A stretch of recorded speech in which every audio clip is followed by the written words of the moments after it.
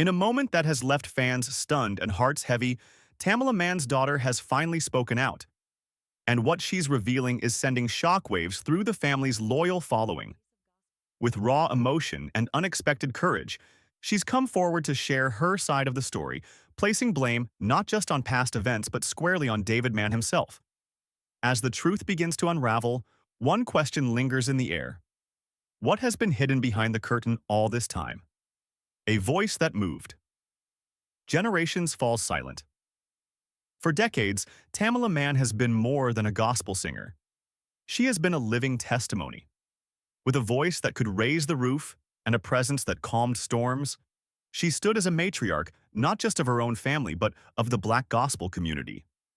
Whether ministering through soul-stirring anthems like Take Me to the King, laughing alongside her husband David in hit sitcoms, or offering spiritual wisdom through countless interviews and public appearances, Tamela was both a vessel of healing and a cultural icon.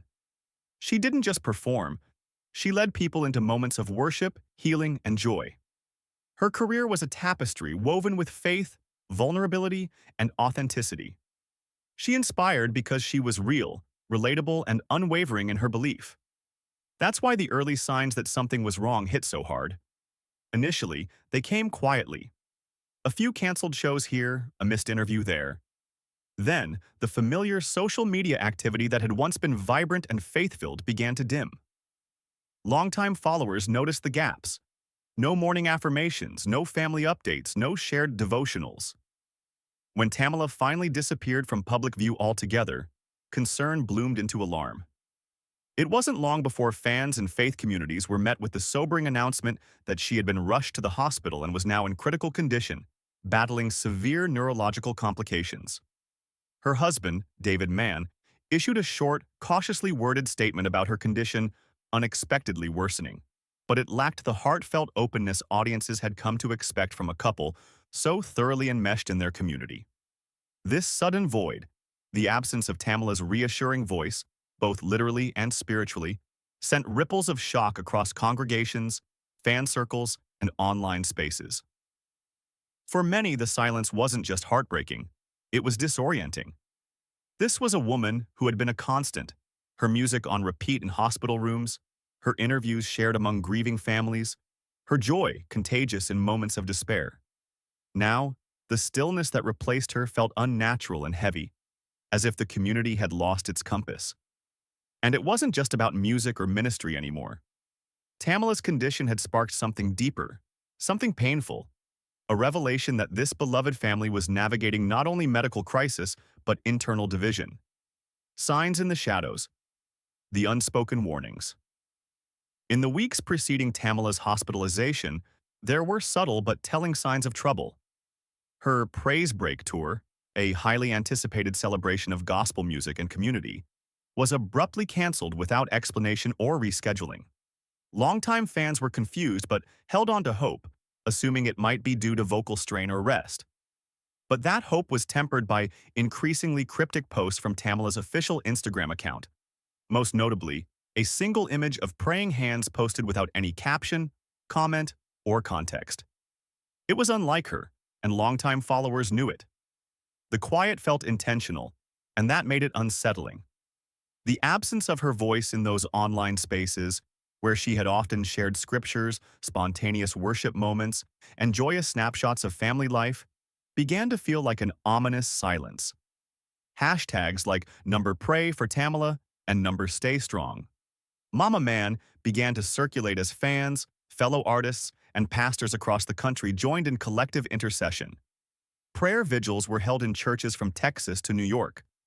The gospel world, built on shared grief and collective praise, responded with urgency and reverence. But alongside the flood of prayers and well wishes came a gnawing feeling that something wasn't being said, an impression of restraint, of a story half told. David Mann's short statement did little to ease those concerns. Known for his transparency and emotional warmth in past interviews, David's words now felt cautious, almost rehearsed. He spoke of Tamela's condition in general terms, carefully avoiding specifics. There were no names of doctors or hospitals, no updates on her cognitive state or the trajectory of her recovery. This reticence, especially from a couple that had so long invited the public into their home and ministry, sparked more questions than it answered. An ominous absence. A daughter. Gone quiet. As public concern grew, so too did the scrutiny surrounding the Mann family's response.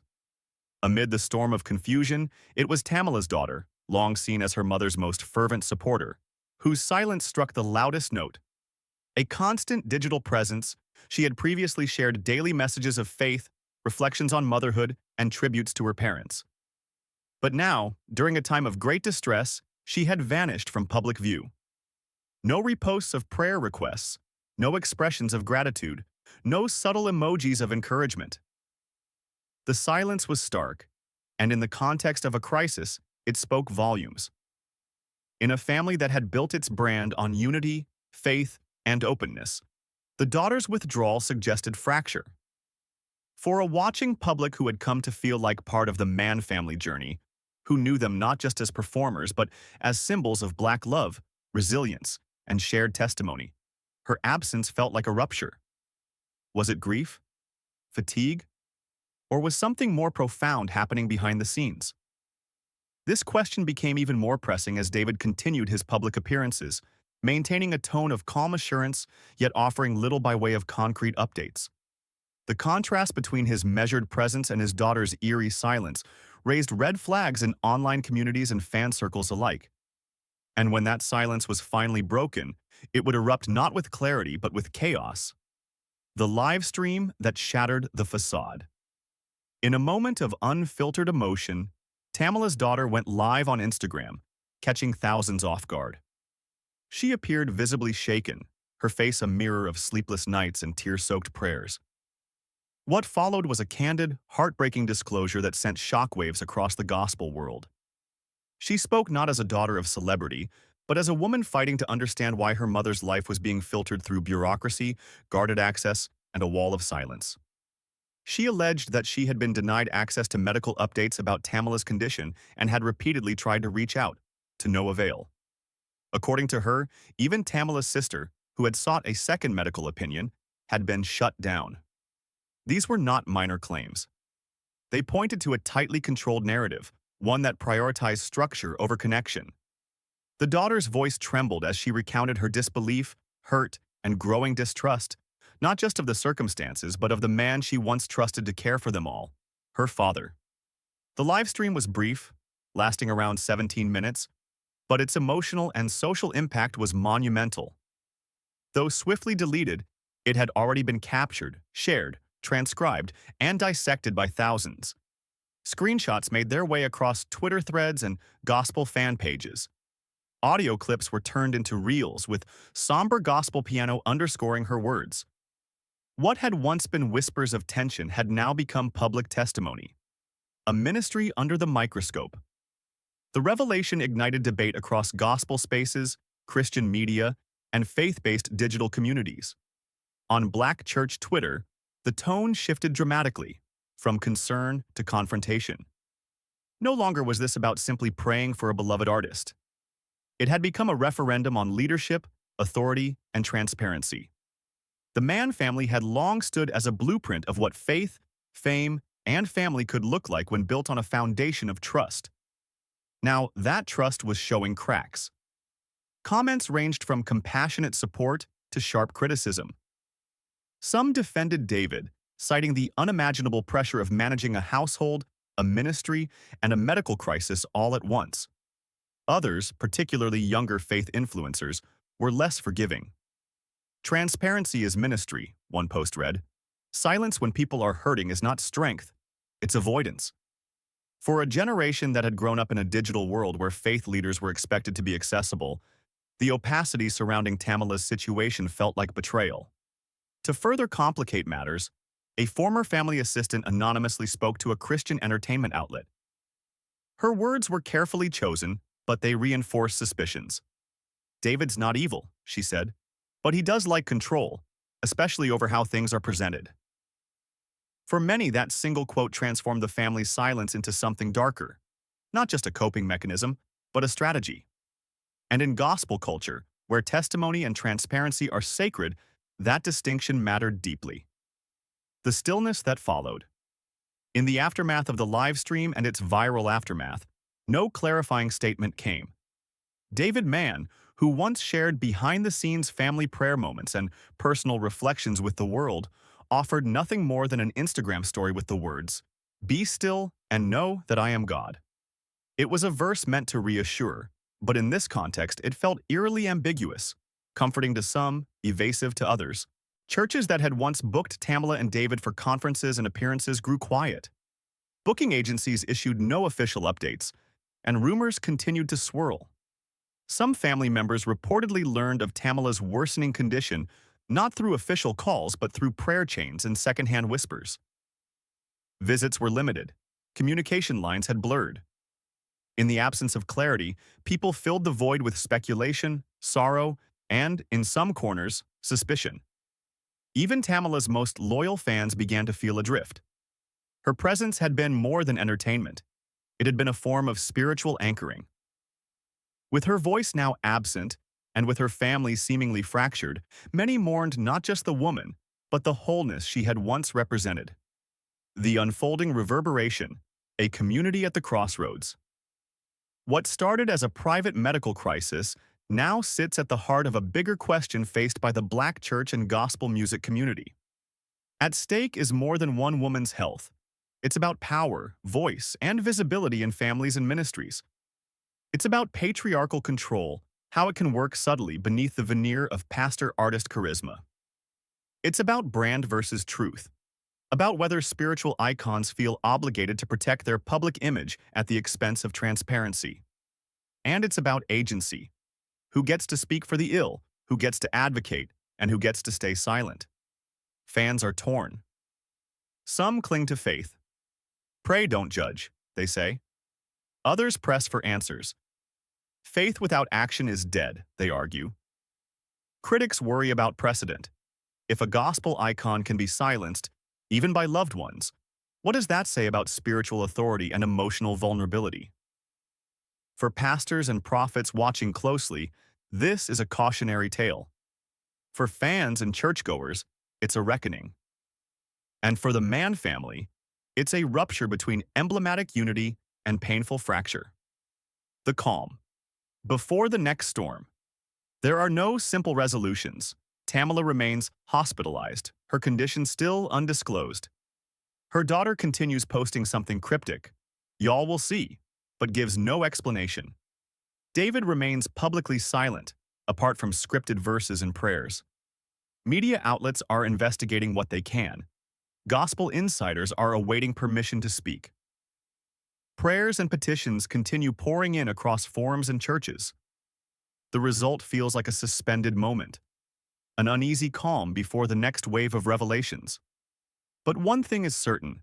The story has evolved from a health scare into a cultural touchpoint. It now probes the tensions between public ministry and private vulnerability, between familial authority and individual autonomy, between spiritual devotion and media spectacle.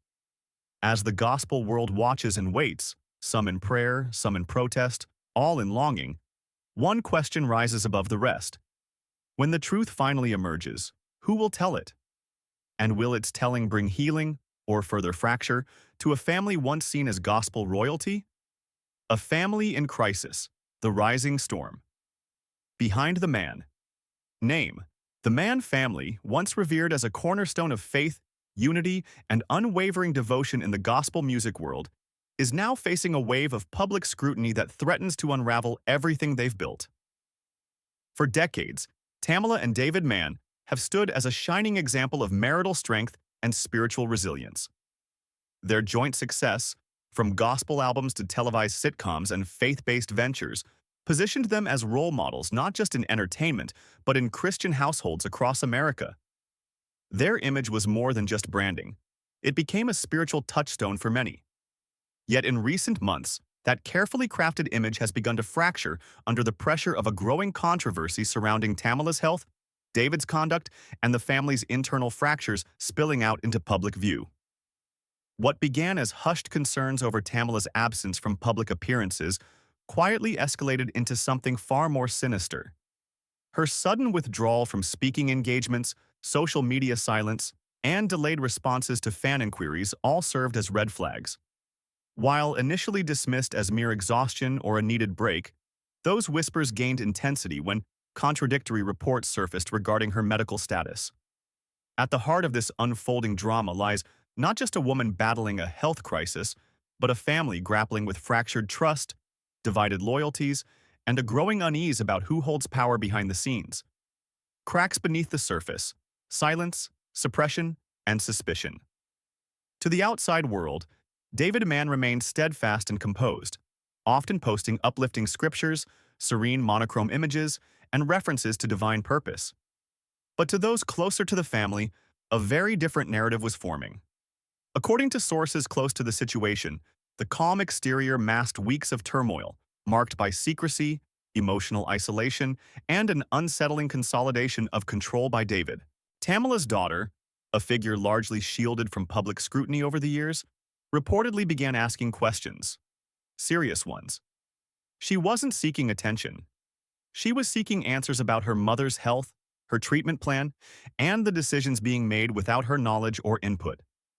Behind the public prayers and inspirational quotes was a family dynamic shifting under pressure.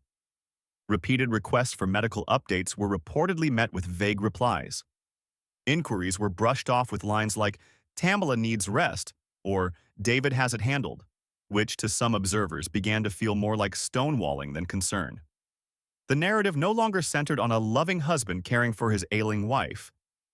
It began to feel like a curated storyline where access, information, and even affection were carefully measured and doled out on David's terms. Friends and relatives who had long trusted the family's unity began to feel excluded and uncertain, grappling with the possibility that the reality behind closed doors was far darker than anyone wanted to admit.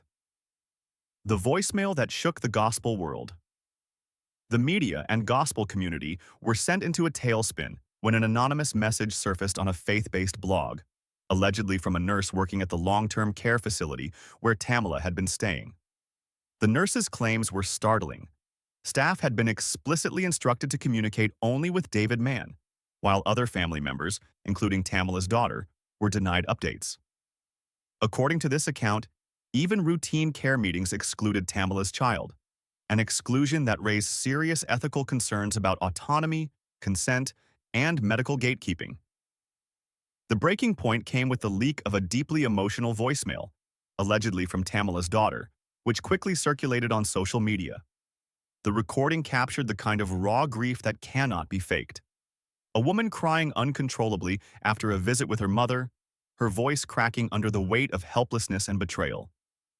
She spoke not only of being shut out, but of witnessing her mother in a disoriented state, barely recognizing family members and seemingly unable to advocate for herself. The pain in her voice was amplified by the chilling recounting of David's alleged declaration. "You're not making the decisions here." This wasn't just a familial disagreement.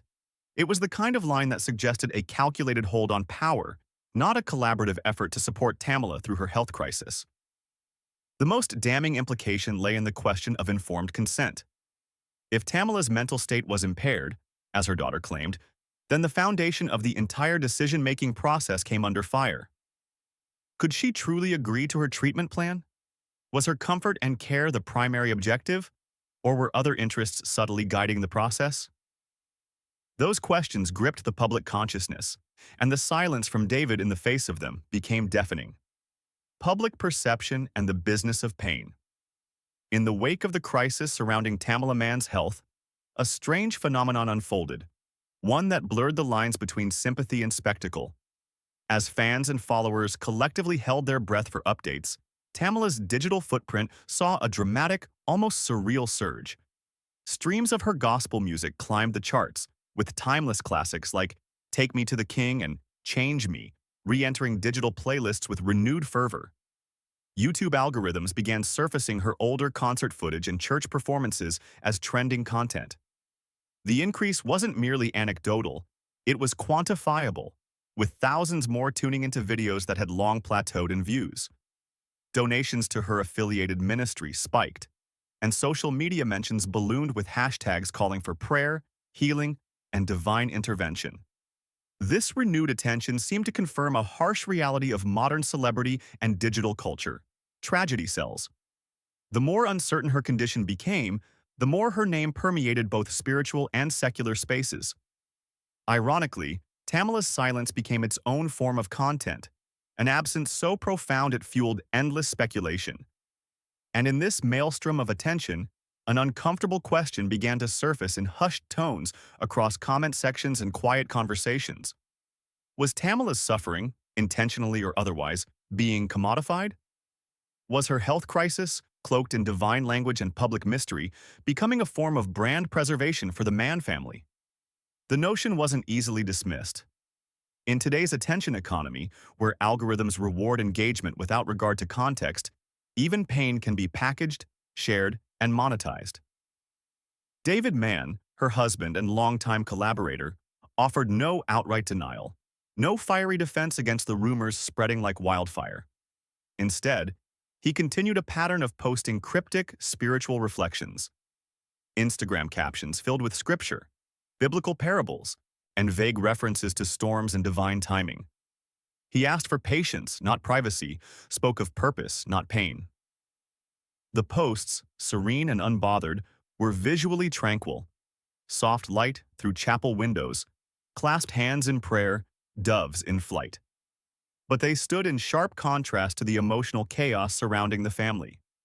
For many, the curated piece began to feel like a smokescreen. The refusal to address the issue directly gave way to a new kind of suspicion.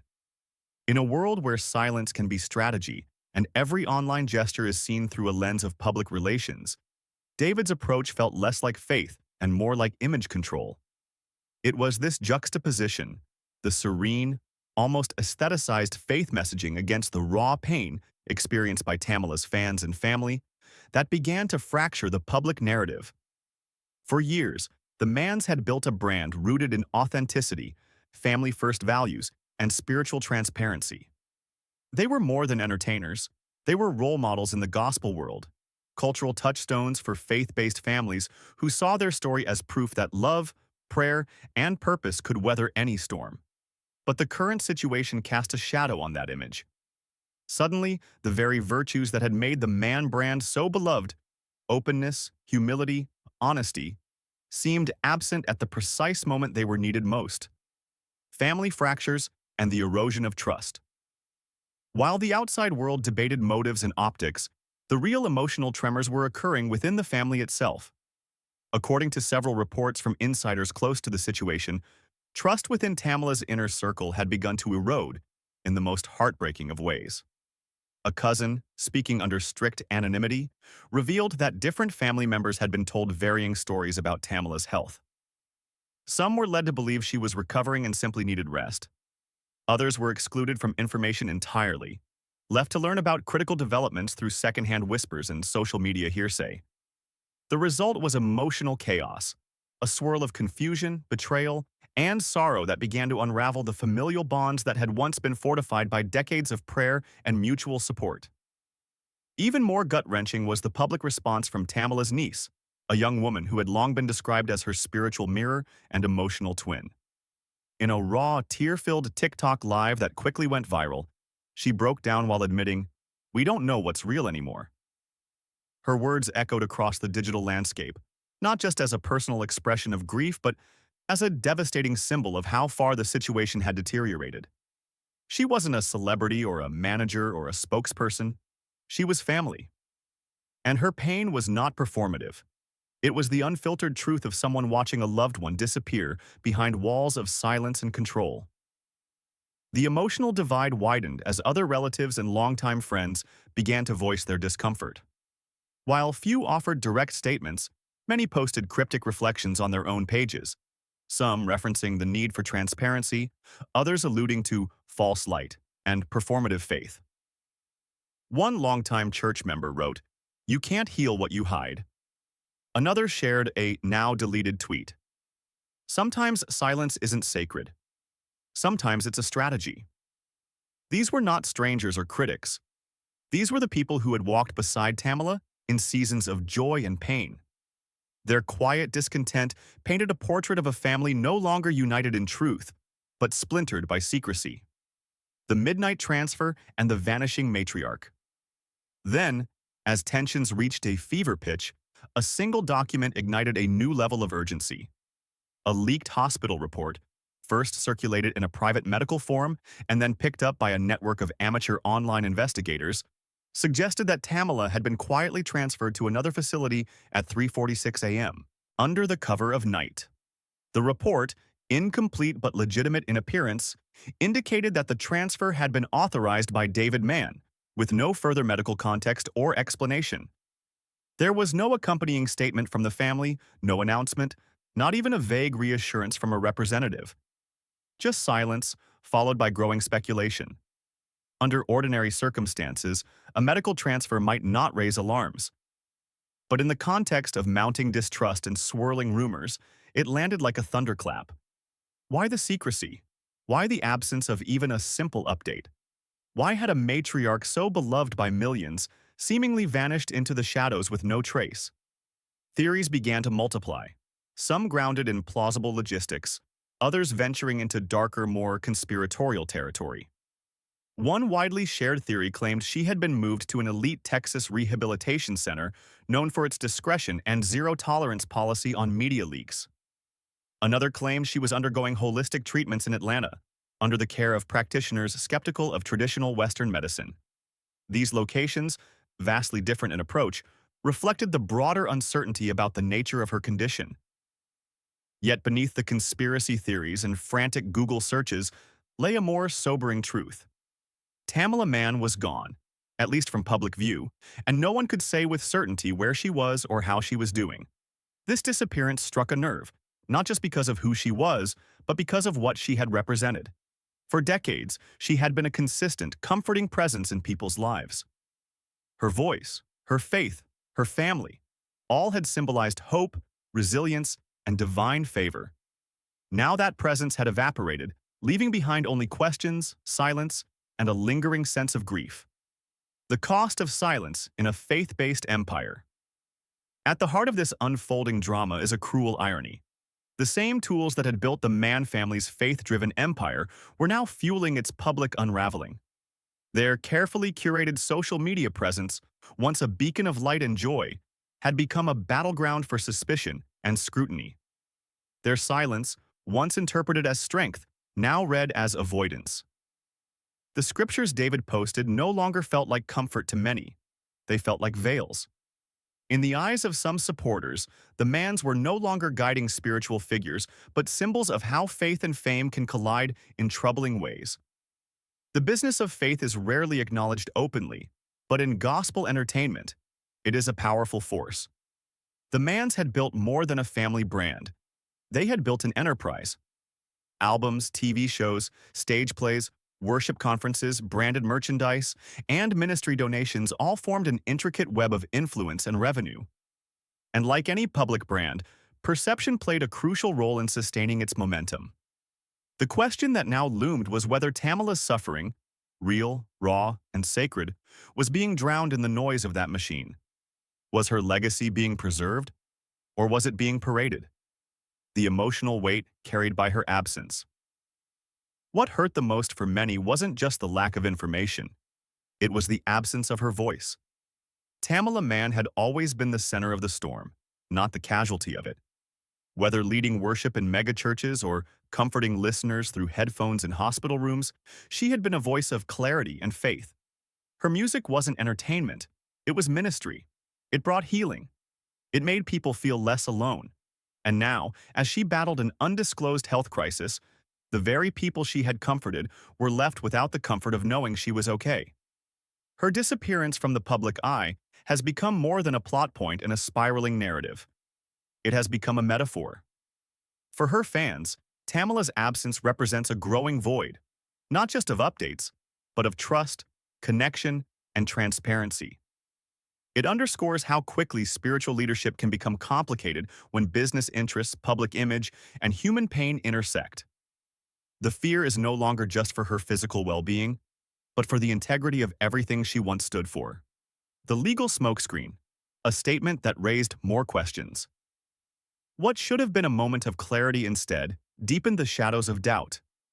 When Tamela Mann's family issued a formal statement through their legal counsel, many hoped for answers to the swirling rumors about her sudden hospitalization and unusual silence. But rather than offering peace of mind, the carefully worded press release only ignited further speculation.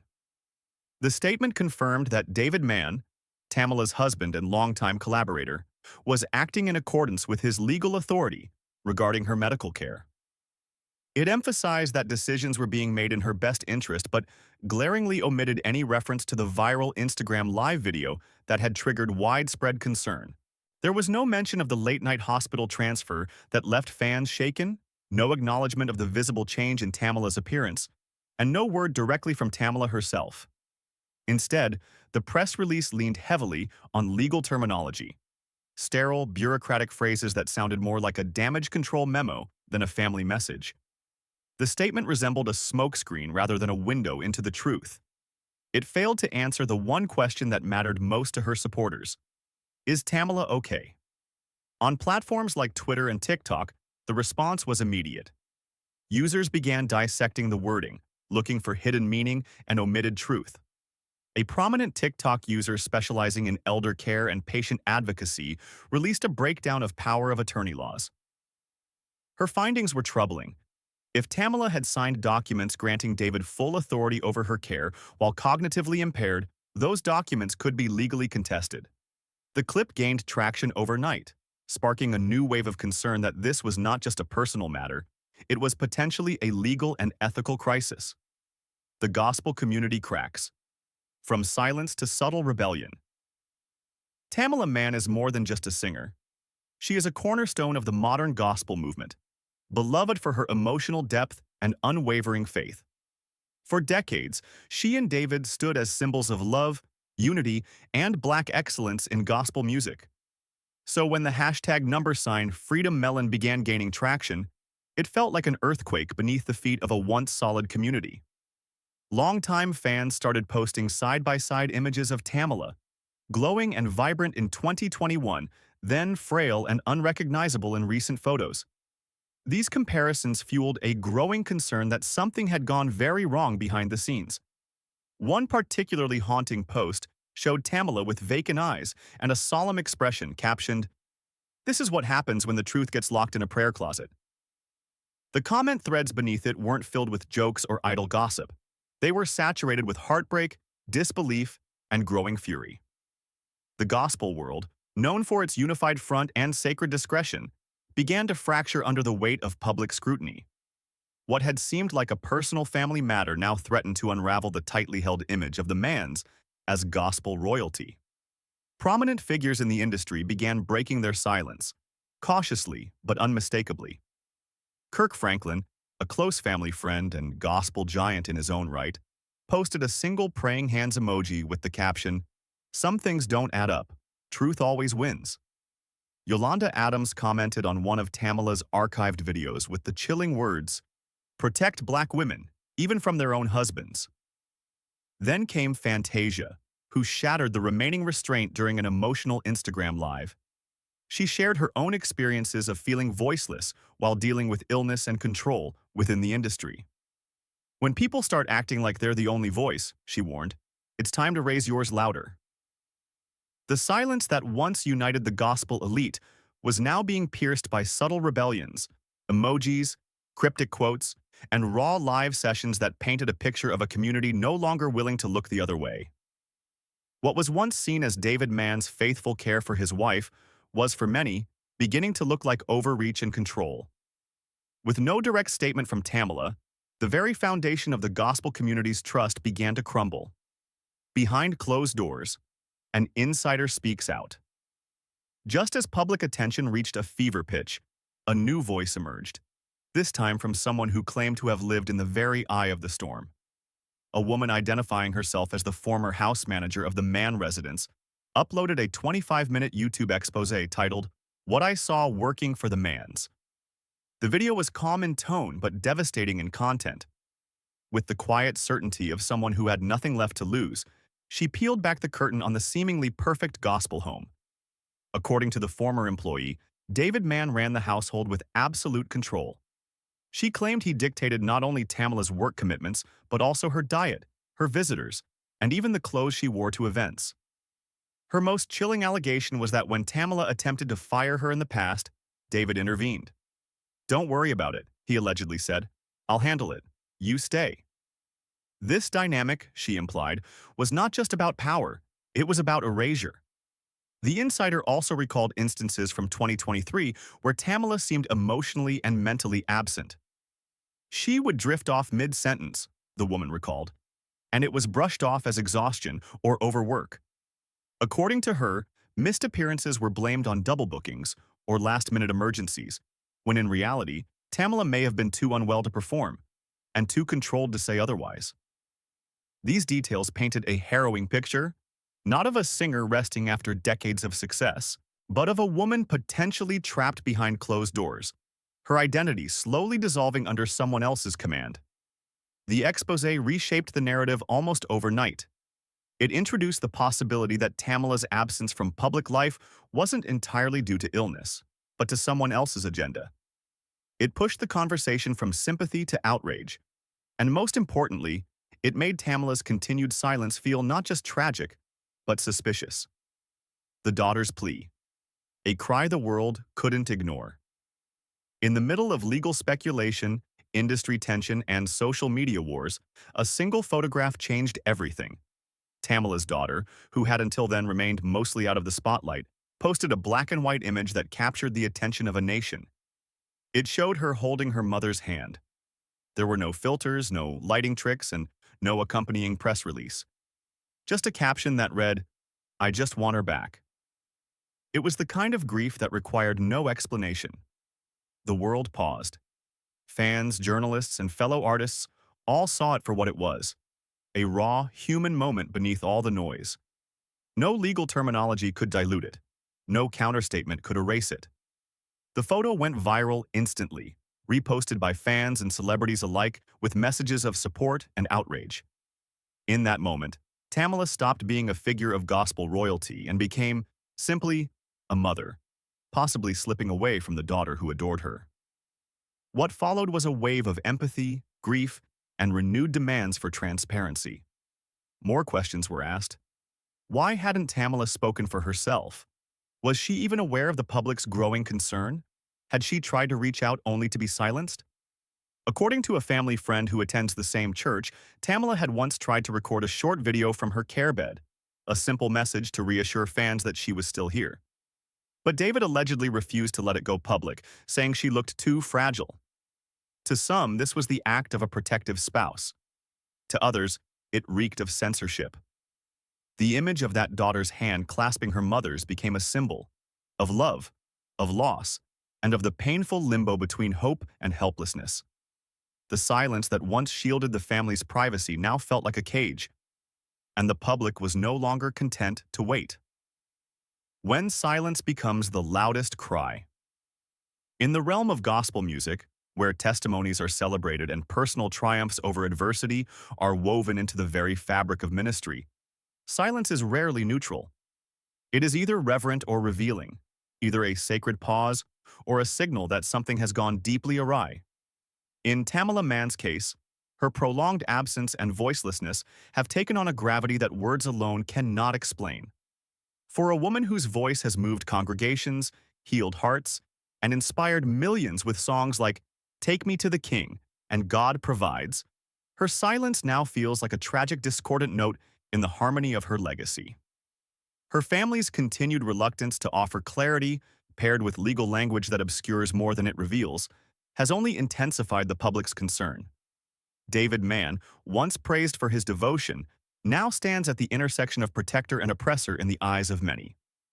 His spiritual affirmations on social media, once seen as uplifting, now feel deflective, comforting to some, unsettling to others.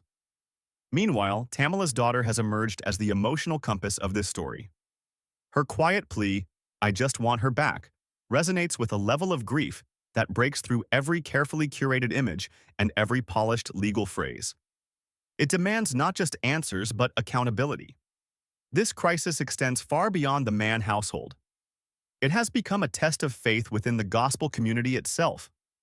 fans, leaders, and fellow artists are grappling with hard questions. How do we protect those we admire when the lines between love and control blur? How long can silence be interpreted as peace before it becomes complicit in erasure?